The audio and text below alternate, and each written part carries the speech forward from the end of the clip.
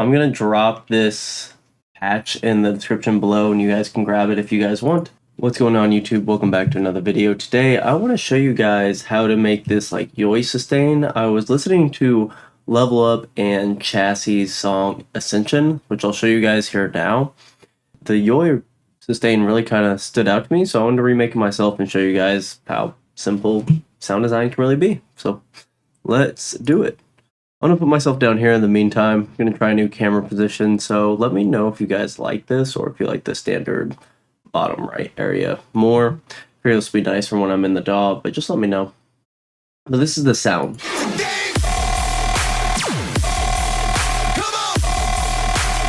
kind of that, like that very guttural. And I have remade it here. I didn't remake the whole track, but just kind of the sub and the YOI. And the YOI is going to sound like this, for anyone that is curious. Now, you can also make it go lower. But it's just very kind of like that ring modish YOI that we expect to see. And I just want to show you guys how I made it real quick. So, all you really need is a sine wave. You really don't need the second one. That's just for these other options I'll show you. But I have the ring mod set, and the only thing I have is this LFO1, just doing a traditional sustain ramp. And that's just on the level. This one's just going to be for the pitch. So as far as effects go, we're just having tube distortion, which carries a lot here actually. Really adds that amplitude of the sounds we want. Delay, you don't even have to worry about. That's just for stereo. EQ is just cutting out the low end. And this other ring mod is actually doing quite a bit.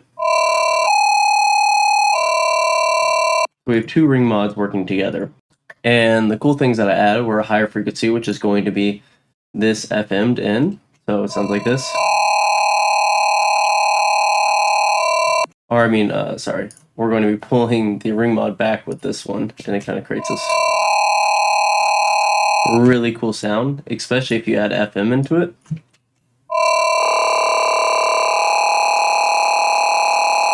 It's a nice mid-gritty sustain.